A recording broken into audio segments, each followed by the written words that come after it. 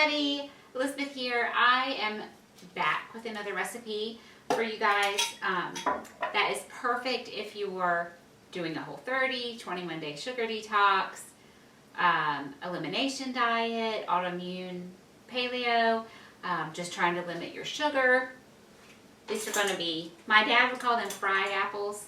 I call them cinnamon apples, and it's super simple.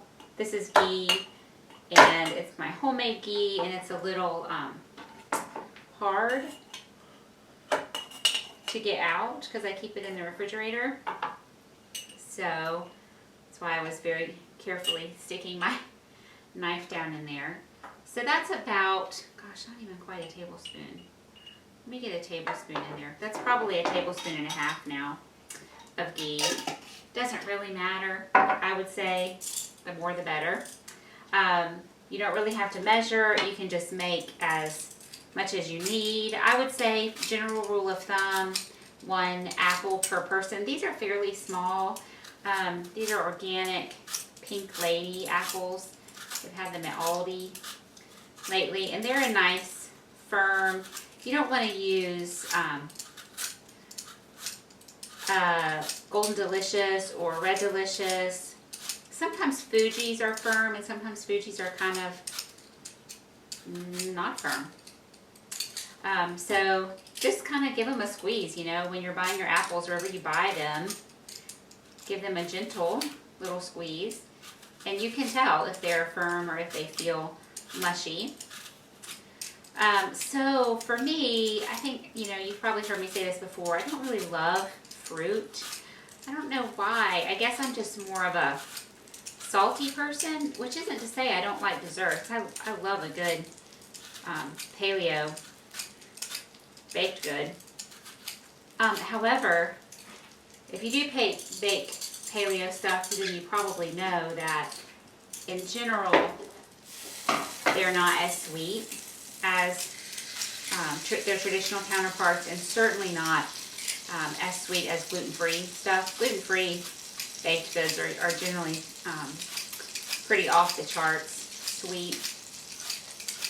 I don't know. I mean, I like fruit, and when, you know, like when we're in the mountains, if we get a, you know, a fresh fall mountain apple, I'm all about that. I love it, but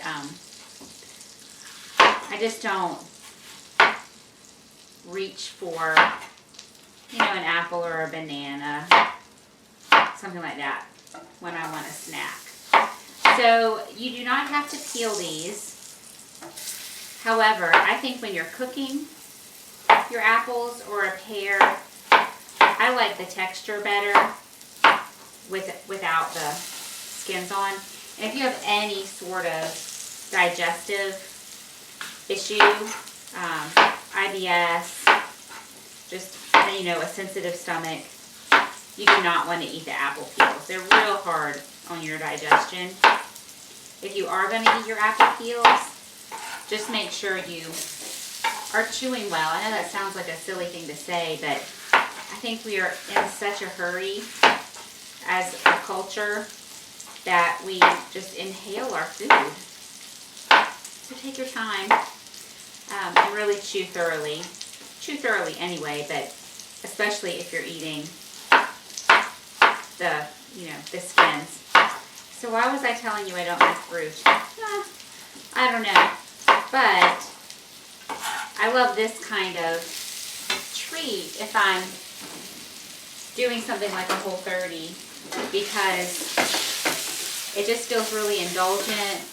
I guess my point was that when I do a Whole30 and then I'm not eating any of the paleo sweeteners, not putting stevia in my coffee, you know, that kind of stuff, I'm not making up for that by eating a lot of fruit. I know a lot of people do, and I don't, because I don't like it that much.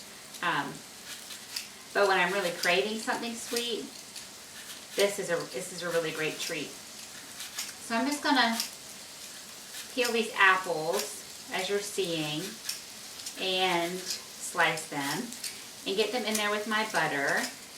And I don't want to, sorry, not butter, ghee. You can certainly use butter, if you're not trying to be dairy free. And I just want to soften them. I don't want them to turn into applesauce, although that is another great Whole30 treat. If you have an Instant Pot, making applesauce in your Instant Pot is really easy and fast and really, really delicious. I didn't get out a lemon when I make applesauce. Gosh, it's been a while since I've made it, but I believe there's a little fresh lemon in there. That would, of course, be delicious, but I don't have it out, so I'm not going to put it in. It's fine. I just have the ghee, which smells so good. It's very nutty smelling scent. The ghee, the apples, and then cinnamon, and just a little sprinkle of Himalayan pink salt. That just, the salt, you know, brings out the sweetness, and just kind of, I think it tastes like something's missing without that little sprinkle of salt. So I'll add that in. Okay, so there are all my apples, and really you just do this to taste. I probably am going to end up with about a teaspoon of cinnamon.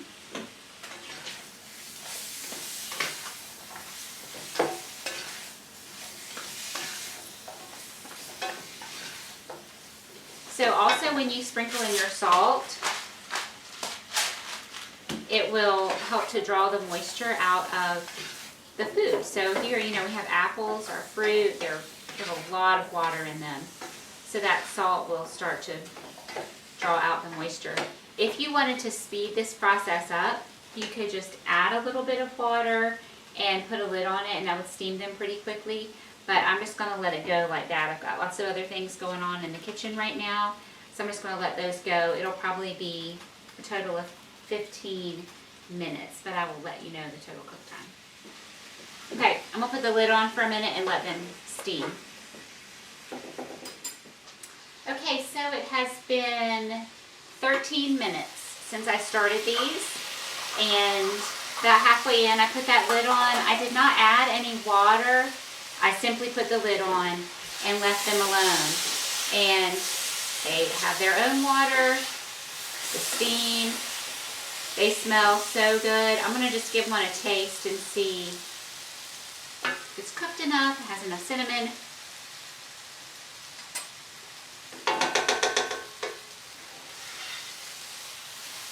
So good. I'm going to put in just a little bit more cinnamon and actually another sprinkle of salt, which I know sounds really strange, but it just will bring out the flavor. If I had a helper walk into the kitchen, maybe like right now, I'd ask that helper to find a lemon in the refrigerator and get that out for me, because you know what? I think they need the lemon juice. I was going to be lazy and not get it, but I think it really needs that hit of ripeness. Oh, look, there's a helper here. So my mess bag here is demonstrating for you one of my meal planning tips, and that is while you're already in the kitchen, cooking, making a mess, dirtying up the dishes, go ahead and make some, sorry, bit my tongue when I was talking, how weird is that? Go ahead and make something else. So I'm cooking sausage on the stove, and I have some vegetables back here. I'm getting ready to make the quiche that I make for my husband. Thank you, helper. And look at that, a lemon just appeared. It's like magic. And my helper is giving me sign language. And crawling out of the kitchen. So I'm already here. I'm getting ready to cook supper. This is our dessert.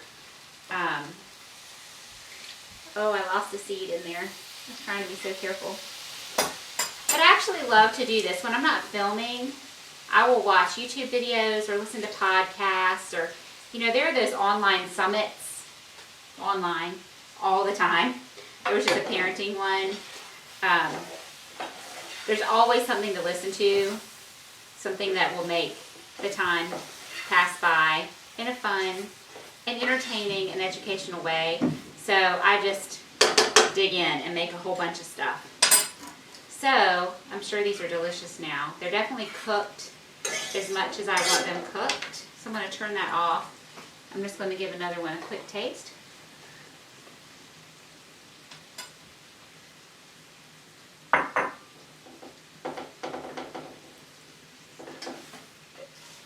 Yeah, I needed the lemon. So never mind when I said, oh, you don't have to worry about the lemon. It needs the lemon juice. So we had some ghee, apples, cinnamon, salt, and lemon juice.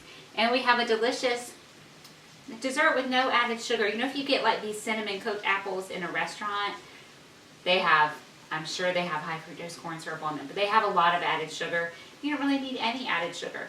If you're being super indulgent and you want to make this like a topping for waffles or something, you could absolutely add a little maple syrup to that and make them a little bit more syrupy and a little sweeter, and that would be fine.